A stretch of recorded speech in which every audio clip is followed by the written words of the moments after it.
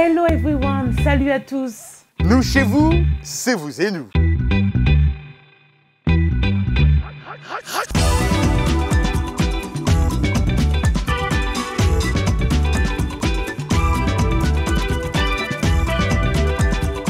Ravi de vous retrouver pour ce nouveau numéro de Vous et nous.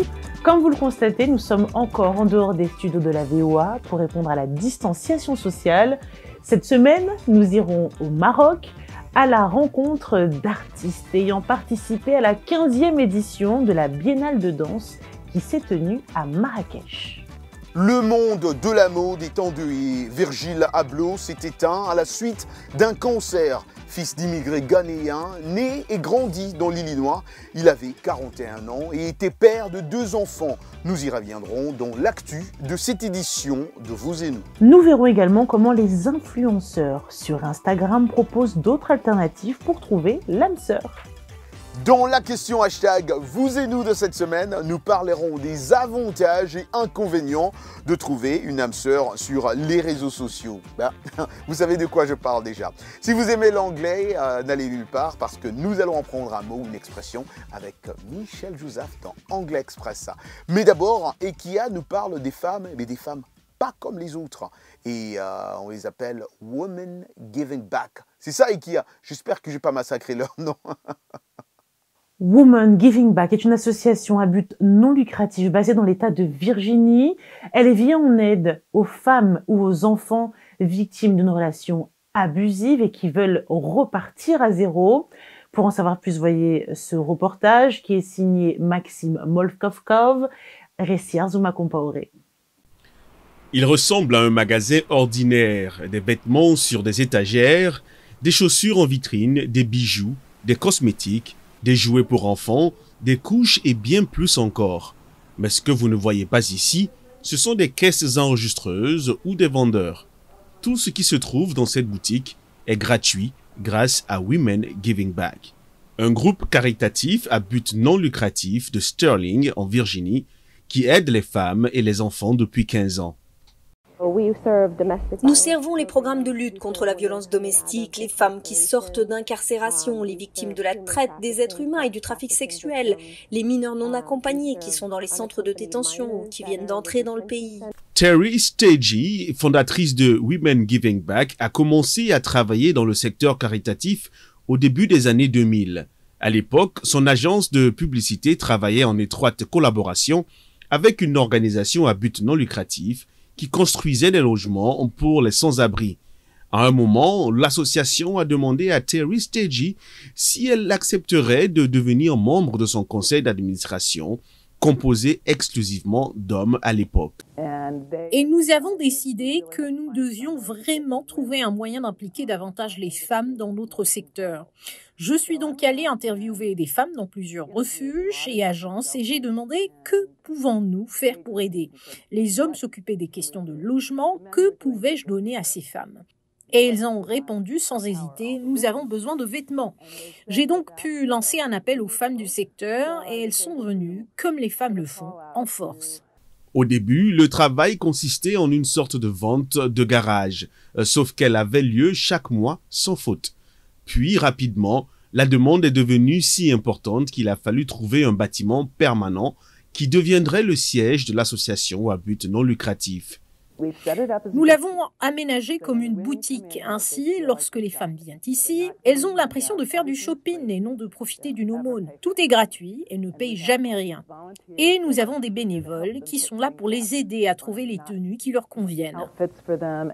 La boutique propose tout ce que les magasins ordinaires proposent. Des soldes saisonniers, des articles sur le thème d'Halloween, des robes de bal fantaisistes et des fournitures scolaires. Ce sont des sacs à dos pour les écoles primaires. Nos bénévoles les ont déjà remplis avec les fournitures scolaires nécessaires pour que les enfants puissent retourner à l'école. Il n'y a que 3 personnes dans le personnel et plus de 4000 bénévoles qui donnent un coup de main. Chaque client peut choisir jusqu'à 50 articles. Ce programme m'a beaucoup aidé émotionnellement et mentalement. Il m'a enlevé une partie de mon fardeau. Aujourd'hui, Women Giving Back est à la recherche d'un nouveau bâtiment pour sa boutique car celui qu'elle possède actuellement est trop petit. Et malheureusement, si la vague de dons ne tarit pas, eh bien le nombre de femmes et d'enfants qui viennent chercher de l'aide non plus. Très belle initiative, hein, les dames. Vous savez ce qu'on dit, non? Les enfants qui vivent dans un foyer où une femme est victime de violence sont touchés par cette violence, qu'ils l'entendent, la voient, où on voit les conséquences, ou qu'on leur raconte les actes de violence perpétrés ou non. Mais en tout cas, ces enfants, ce qui est sûr, sont affectés par ces violences-là. Et donc, ce que ces femmes font pour les autres femmes, bravo, bravo, bravo.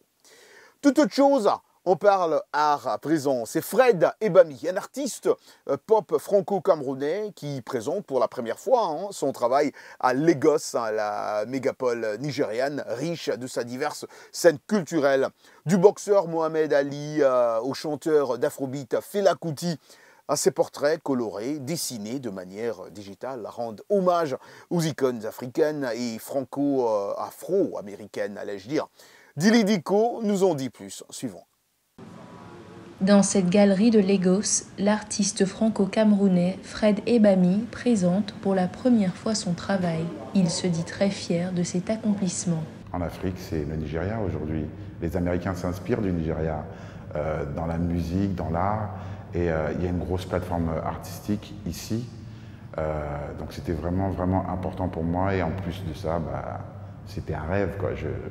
Si on m'avait demandé où j'aurais voulu exposer en Afrique en premier, j'aurais peut-être dit Lagos avant chez moi. Il réalise des portraits, parmi lesquels figurent le boxeur Mohamed Ali, la chanteuse Nina Simone, le musicien nigérian Fela Kuti et le premier prix Nobel de littérature africain, Wole Soyinka. À travers ses œuvres, il souhaite rendre hommage aux icônes africaines et afro-américaines. C'est des icônes que je n'ai pas juste utilisées juste comme ça, mais parce que leur historique, leur histoire, l'impact qu'ils ont sur la société est vrai, présent, impactant, et pas seulement au Nigeria, mais en dehors du Nigeria. Je voulais leur rendre honneur comme je rends honneur à des icônes camerounaises, à des icônes américaines, gabonaises, marocaines. En utilisant des techniques digitales, il souhaite s'adresser à tout amoureux de l'art, et plus particulièrement à la jeunesse. Il dessine donc à la souris sur Photoshop et repeint à la gouache avec des couleurs vibrantes. Le digital, j'ai choisi le digital parce que je voulais quelque chose de fini, de propre et de quelque chose qui pouvait se faire transférer à la seconde à l'autre bout du monde. Fred Ebami choisit également des personnalités contemporaines comme le rappeur américain Kanye West, qu'il a réinterprété sur ce tableau avec des airs d'anciens présidents congolais. Le Yes We Kanye, ça vient du Yes Weekend d'Obama, et je l'ai changé parce que le message qu'il y a derrière, en fait, c'est « Nothing is impossible », rien n'est impossible. C'est si tu mets ta passion dedans, et si c'est ton rêve, tu peux y arriver. Où que tu te trouves, tu peux y arriver. Et Kanye représente ça. Alors, il est habillé en Mobutu, c'était aussi fait exprès, j'ai été attiré par ce personnage qui était flamboyant, qu'on aimait ou qu'on n'aime pas, et je voulais leur amener un personnage qui aurait les mêmes caractéristiques en Afrique. En parallèle de l'exposition, l'artiste se lance dans une collaboration avec une marque de design nigériane et propose à la vente des objets de décoration personnalisés ainsi qu'une série limitée de t-shirts produits avec une marque de streetwear de Lagos. Bravo pour ce beau reportage qui met en avant un artiste que je connais personnellement, Fred Ebami, est talentueux et en plus de cela, il est très humble. Il n'hésite pas à mettre en lumière à travers ses portraits des personnalités, mais aussi les héros du quotidien. Tant qu'il est inspiré, il propose du beau à découvrir de toute urgence, comme on dit. Alors, autre chose qui pourrait peut-être vous inspirer, si vous êtes à la recherche de l'âme sœur, on connaît bien évidemment les sites de rencontres, mais cela devient de plus en plus courant, même si c'est moins connu. Il est possible de trouver également l'âme sœur à travers les influenceurs sur Instagram qui n'hésitent pas à mettre en contact des âmes à prendre via des lives. Pour en savoir plus, voyez cet entretien qui a été mené par notre collègue Ginny Vuminga. Salut à tous et surtout à mes célibataires. Aujourd'hui, cette émission, elle est pour vous. Appelez-moi Ginny Solution. Alors, qu'est-ce que vous avez fait jusqu'aujourd'hui pour trouver l'amour? Vous avez fait les applications de rencontres, je suppose. Vous avez fait l'église, vous avez fait le travail. Mais devinez quoi? Vous êtes à un clic de trouver l'amour. Je vous apporte une nouvelle solution 2.0. Ça s'appelle les rencontres en direct.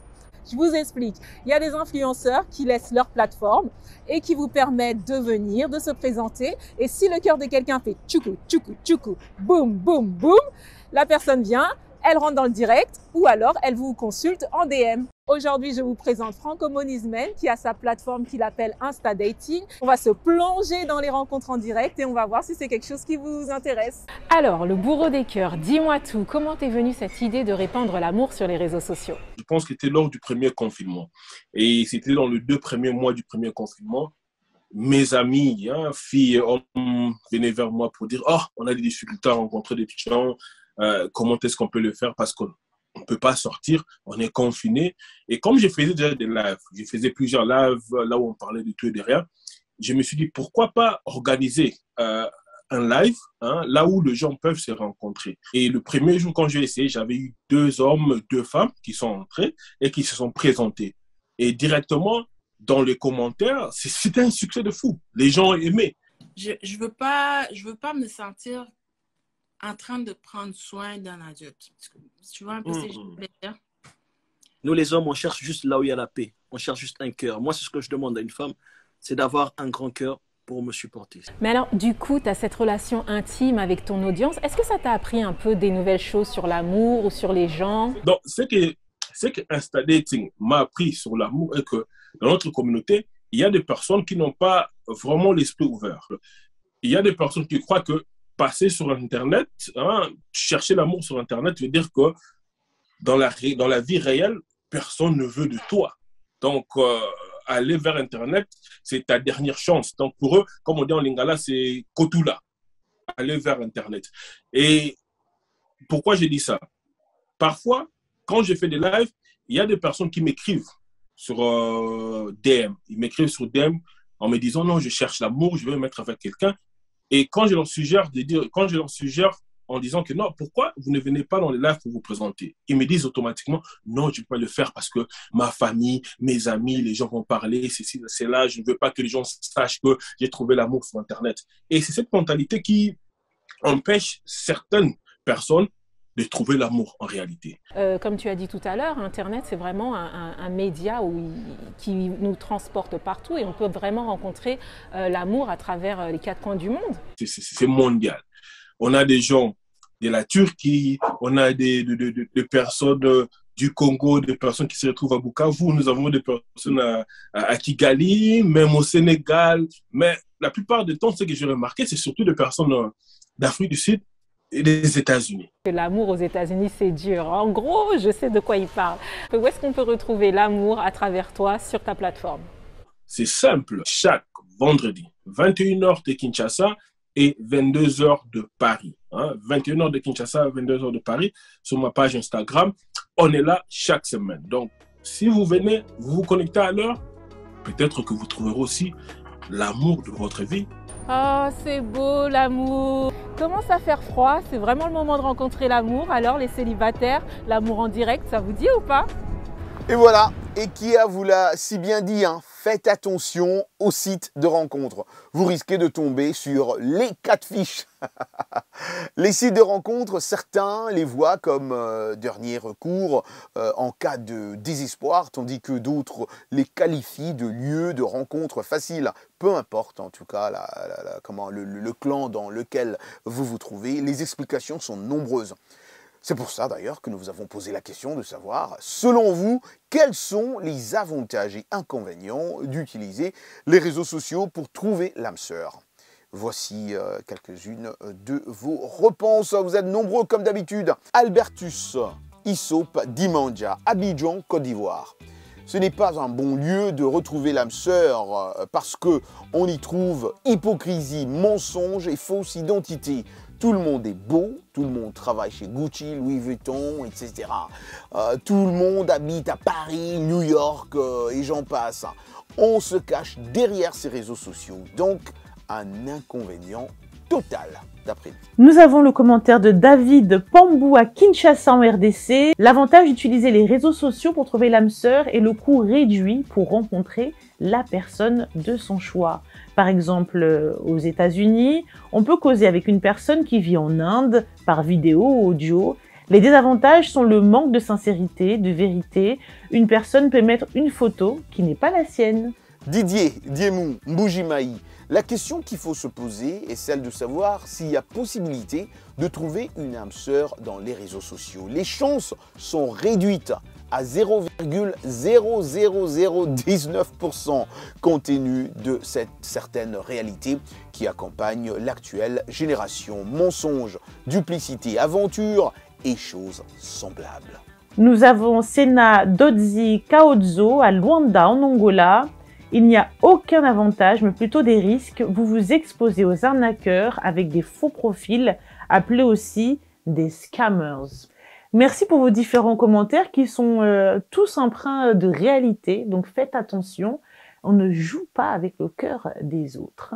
Nous, on ne veut pas jouer avec votre cœur ni avec votre temps, mais on vous promet encore du beau en deuxième partie d'émission, donc restez bien installés. On se retrouve dans quelques instants. À tout de suite.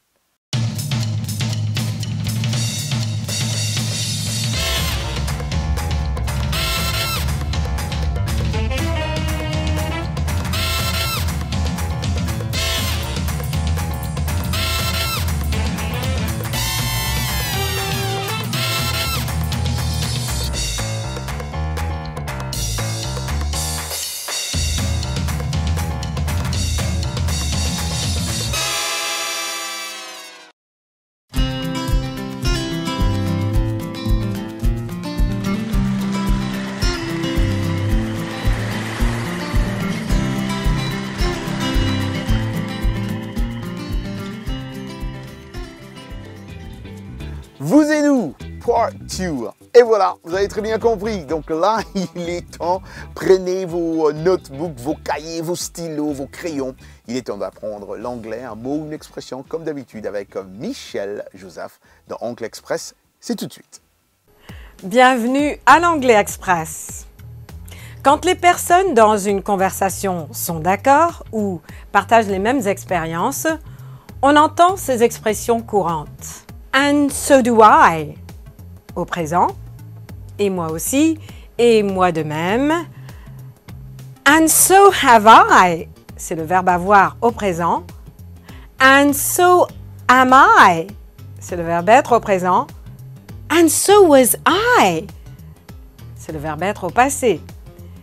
Pour ces exemples, nous allons rester dans le présent. La formule reste la même au passé. Imaginez tout simplement que quelqu'un vous parle d'une expérience et vous êtes d'accord ou vous avez une expérience similaire.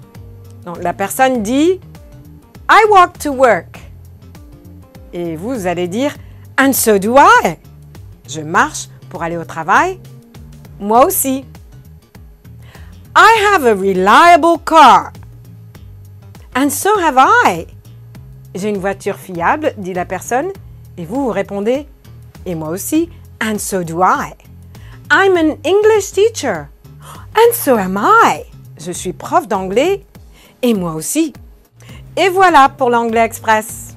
Merci Michel. Vous pouvez retrouver toutes les leçons d'anglais, comme vous le savez déjà, sur le site www.voaafrique. On passe à présent à notre rubrique Actualité.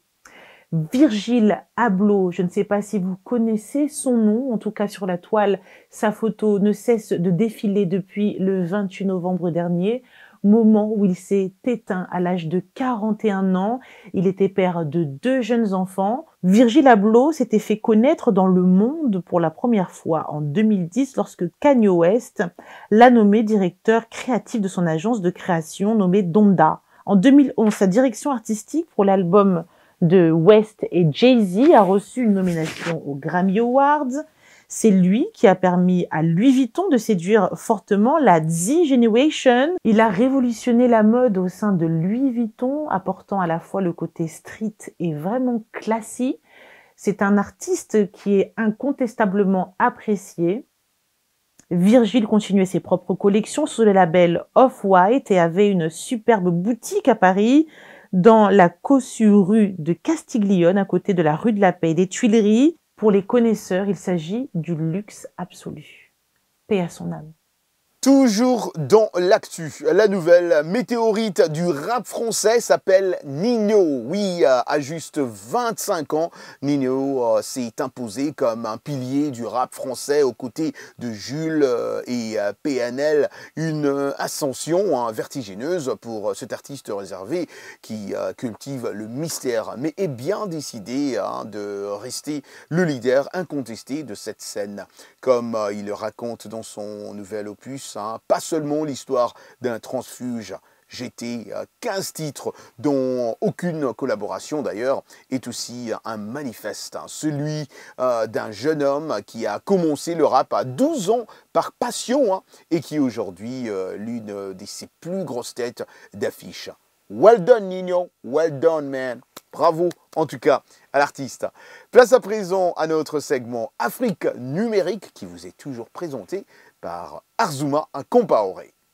Bonsoir à toutes et à tous. Au menu de cette édition, le e-sport est à l'honneur avec l'ouverture du plus grand centre de gaming au monde en Suède.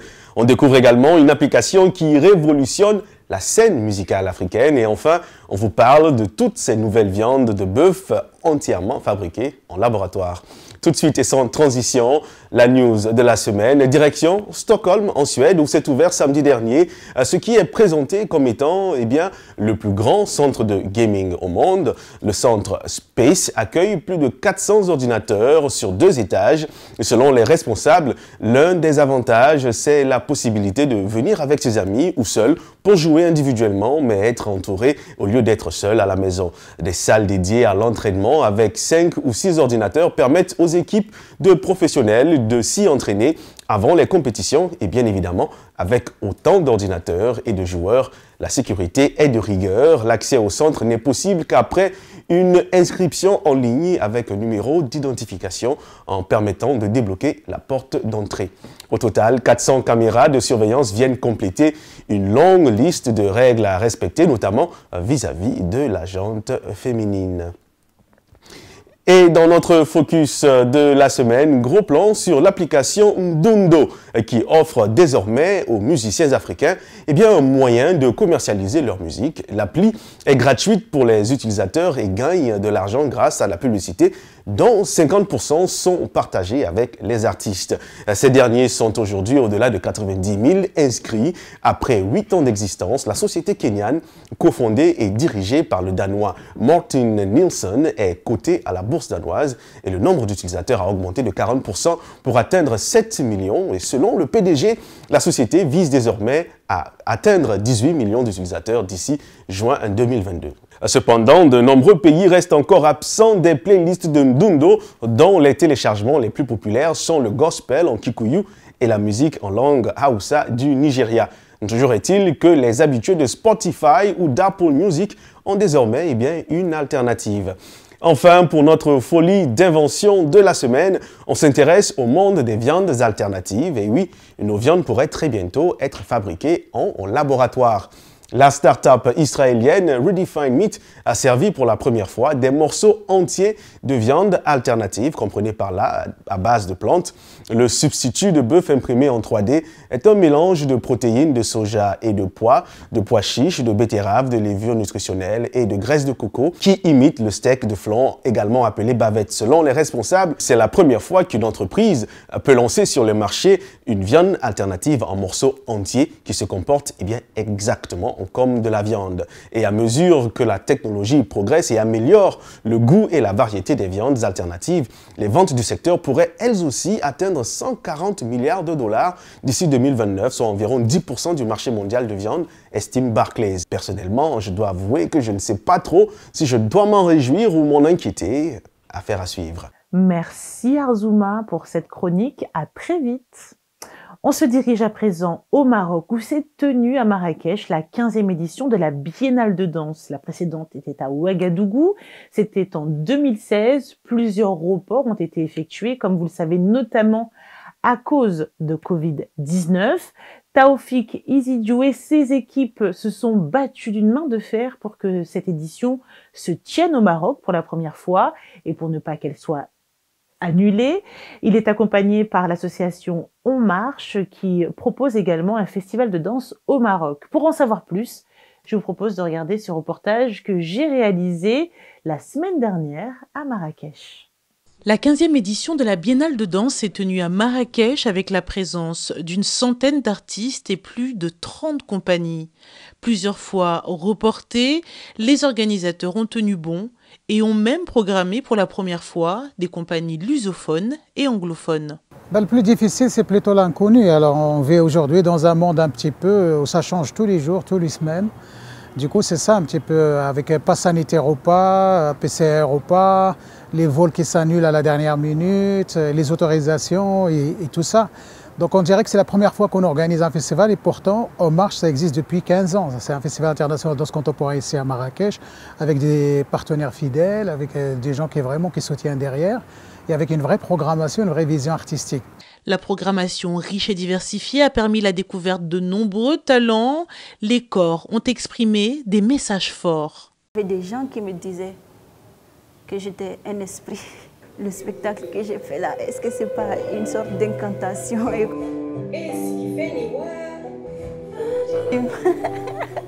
Parce qu'ils savent pas, ils connaissent pas la danse contemporaine. Mais à chaque fois que je fais de la danse contemporaine dans la rue, ils apprennent quelque chose, ils connaissent quelque chose et il y a toujours quelqu'un qui prend la parole pour expliquer que voilà, c'est de la danse contemporaine, c'est de la danse qui parle.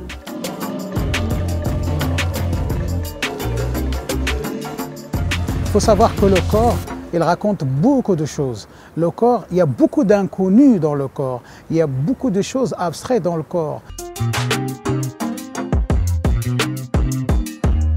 Et c'est une pièce qui raconte beaucoup toute cette génération, ces jeunes danseurs marocains, où on voit vraiment qu'il y a des danseurs, qu'il y a différentes générations, différents niveaux, qu'il y a une vie de danse quand même ici à Marrakech et au Maroc avec tous ces dizaines de danseurs sur scène.